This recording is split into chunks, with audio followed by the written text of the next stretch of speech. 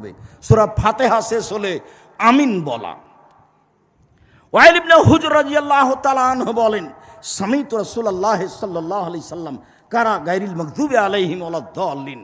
আমি আল্লাহর নবীকে পড়তে শুনলাম, তিনি পড়লেন গায়রিল মাগদুবি ওয়ালাদ-দাল্লিন ও রাফা বিহা সাওতাহু ওয়া কালা আমিন ও রাফা বিহা সাওতাহু।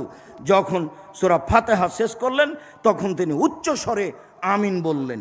অন্য বর্ণনায় এসেছে ইনার থেকেই যে মাদ্দা বিহা সাওতাহু, তিনি উঁচু কণ্ঠে আমিন বললেন। বুখারীতে এসেছে রাফা আব্দুল্লাহ ইবনে জুবাইর আমিন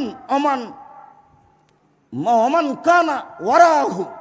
আব্দুল্লাহ ইবনে জুবাইর জোরে আমিন বললেন, যারা পিছনে ছিল তারা জোরে আমিন বললেন। হাত্তা ইন্না লিল মসজিদে লাজ্জা, একবারে মসজিদ আমিনে গম গম করে উঠল।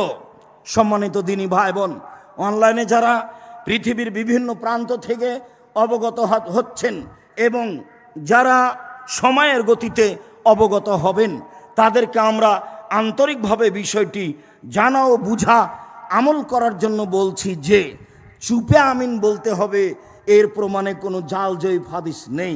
তবে ধীরে আস্তে আমিন বলতে হবে, তার প্রমাণে জয়ীফ হাদিস আছে। জোরে আমিন বলতে হবে, 8টি সহিহ হাদিস আছে। একবারে আমিনের কারণে মসজিদ গম গম করে উঠবে এরকম হাদিস বুখারীতে রয়েছে। চুপে আমিন বলতে হবে, কেউ শুনতে পাবে না, এরকম হাদিস জাল জয়ীফ কিছুই নেই। একেবারে ধীরে কণ্ঠে বলতে হবে, এরকম জয়ীফ হাদিস রয়েছে, যা দেখলে আমাদের সলাতের উপরে বইগুলিতে অবগত হতে পারবেন।